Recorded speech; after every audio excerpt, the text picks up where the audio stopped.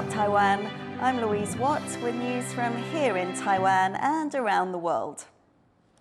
Taiwan's former president, Ma Ying-jeou, will reportedly meet with Chinese President Xi Jinping in China early next month. The former president plans to lead a student delegation on a 10-day trip to China starting April the 1st. Local outlet Storm Media is reporting that Ma and Xi will meet in Beijing on April the 8th. It will be their second meeting. They met in 2015 in Singapore when Ma was president. Ma also visited China in 2023, but did not go to Beijing or meet with Xi. Taiwan's president has overseen the commissioning of 2 new naval ships in Yilan County. The Tuojiang-class corvettes are numbers 6 and 7 out of a planned 11 ships to be delivered by 2026. Tsai says the new ships will help defend Taiwan's maritime borders.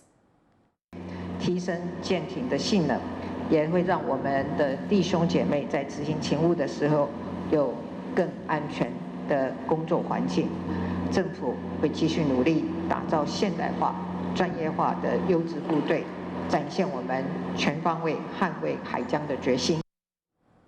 Pressure is growing on President Tsai to visit a Taiwanese outpost in the South China Sea during her final weeks in office. John Van Trieste reports. It's the most contested bit of land under Taiwan's administration, claimed not just by Taiwan, but by China, Vietnam, and the Philippines too. And this week, Taiping Island, also known as Itu Aba, is at the center of a political tussle within Taiwan. The island is 1,600 kilometers away from Taiwan, one of 2 Taiwanese outposts in the hotly disputed South China Sea. No civilians live there, but there's been a decades-long Coast Guard presence, with around 200 people stationed on the island. As President Tsai Ing-wen prepares to end her final term, the opposition Kuomintang says she should visit the island to remind the world of Taiwan's sovereignty there. They say the last 2 presidents both visited while in office, and they say that now is a good time for Tsai to go too, as work to repair the island's wharf has recently finished. Tsai's immediate predecessor, the Kuomintang's Ma Ying-jeou, has been especially vocal, making his own open call on Facebook. Ma took a special interest in the island while president. His administration argued that because the island can support life, Taiwan should get an exclusive economic zone around it.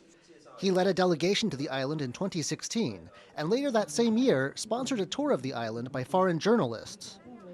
The Coast Guard is confident the newly repaired wharf will allow Taiwan to better project its power in the surrounding waters. 本属业规划100吨级巡防艇常态进驻太平岛，可供4000吨级巡防舰泊靠，机动执行护疆任务。 But Tsai's administration says recent conflict between the Chinese and Philippine Coast Guards nearby means that now isn't a good time for a presidential visit. Chen Shui-bian, the first Taiwan president to visit the island and a fellow member of Tsai's Democratic Progressive Party, agrees there could be a security risk. But that isn't stopping lawmakers on the legislature's Defense Committee from planning a visit on May 16th, just days before Tsai leaves office.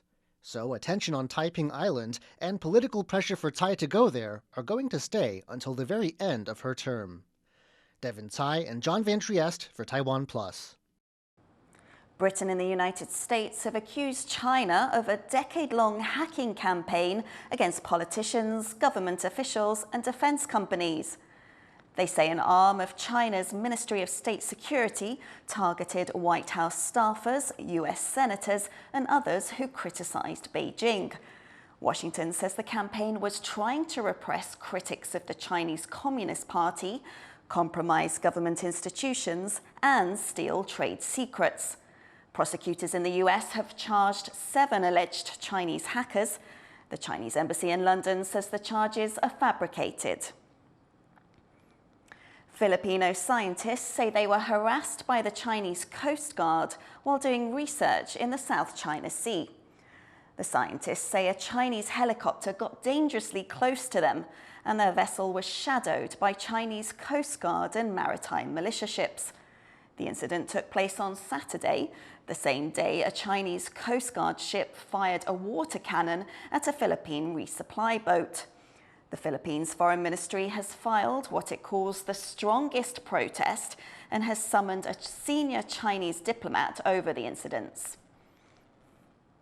Russian President Vladimir Putin has acknowledged what he calls radical Islamists carried out the deadly attack on a Moscow concert hall. But he's not given up on the idea that Ukraine was somehow involved. Rosie Greninger has the latest. 3 more suspects before a Russian court, charged in connection with the bloody attack on a music venue near Moscow that claimed the lives of 137 people. 2 of these men, brothers. One owned the car used by the perpetrators on the night of the attack. The other maintains his innocence. The 3rd suspect is their father. 14 people have now been arrested for the assault on a popular music hall, where attackers opened fire on crowds before setting the building alight. 7 of them charged.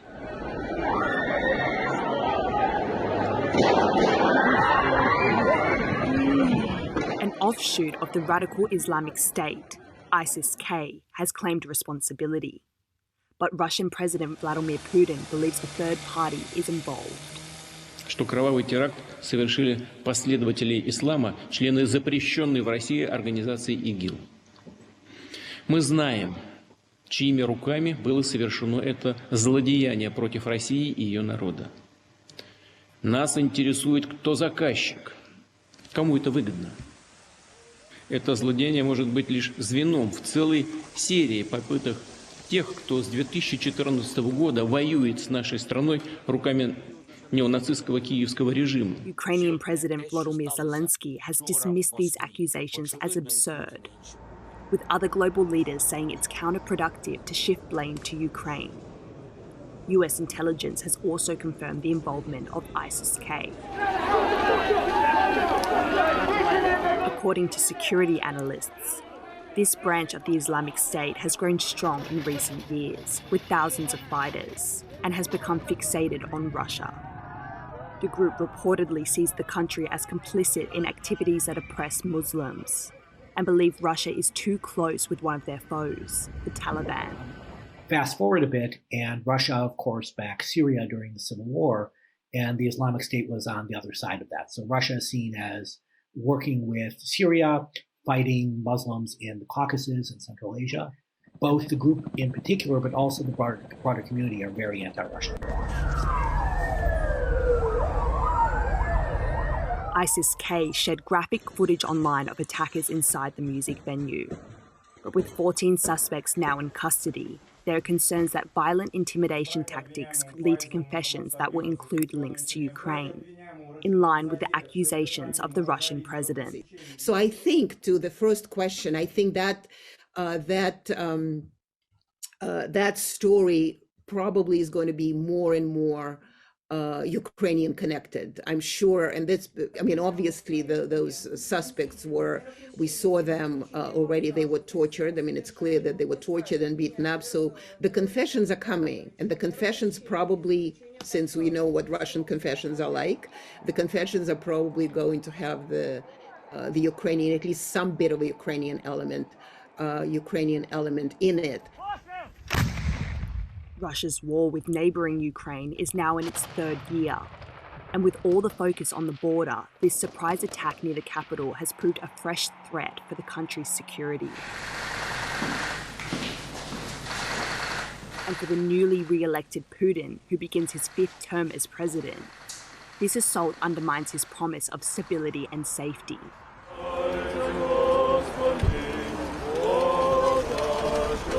Now the Russian leader faces the challenge of bringing the guilty to justice and reassuring his own people. Dolphine Chen and Rosie Greninger for TaiwanPlus. Israeli Prime Minister Benjamin Netanyahu has cancelled a planned visit to Washington by an Israeli delegation after the US failed to block a UN resolution calling for a ceasefire in Gaza. The resolution passed by the Security Council on Monday calls for an immediate halt to fighting and for the release of all hostages held by Hamas. The US abstained from the vote, while all other 14 council members voted in favour. Gaza's health ministry says at least 32,000 people have been killed in the fighting. China has released a South Korean football player after 10 months of detention. Son Jun-ho was detained by Chinese authorities in May 2023 under suspicion of accepting bribes while playing for Shandong Taishan FC in China's Super League. He'd also played for South Korea's national team. South Korea's foreign ministry says Son has returned home, but has not revealed further details about the charges against him. A Taiwanese indigenous group has teamed up with a local university to save one of the group's most closely held traditions. Jaime Ocon has this story.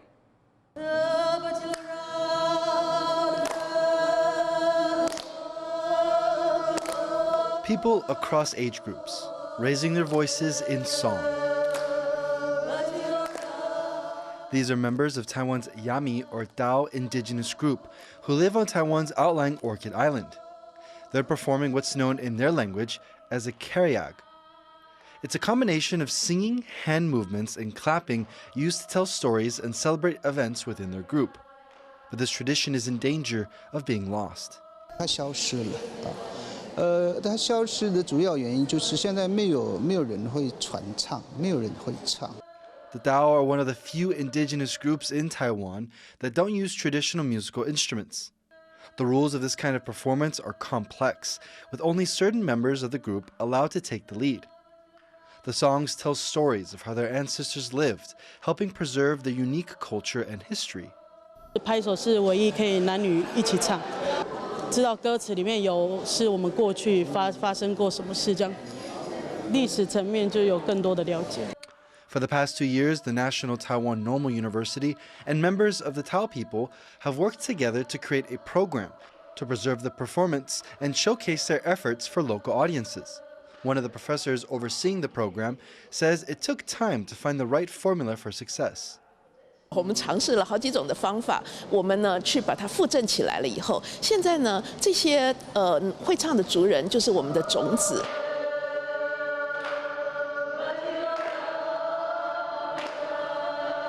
As these seedlings continue to sing, the hope is that their performances will bear fruit and help keep this important part of the Dao culture alive for years to come. Leon Lian and Jaime Ocon for TaiwanPlus. Now back to Taiwan. It turns out dental drills and toothaches are not only human concerns. Zookeepers at a zoo in southern Taiwan have their work cut out for them, keeping the animals' pearly whites in tip-top shape. Wesley Lewis has the story. Holding up every smile, there's teeth. And thanks to caretakers in the southern Taiwan Zoo, this is still true for the animals under its care. An Arabian baboon who's already a little long in the tooth had teeth pulled and root canal surgery after zookeepers found oral lesions and shifts in its eating habits. 兽医也来看那我们就发现说它的牙齿已经磨损到说，可能就是已经，尤其特别是它的那个上下门牙的部分已经有很严重的磨损，然后而且有些的感染，所以就特别就安排了一个那个牙根治疗的一个手术。A popular Formosan black bear named Bobi and a gibbon named Bebe have all had their own root canals over the years. And just like some humans, they've even got shiny metal crowns put in. But animals won't tell you when they've got a toothache.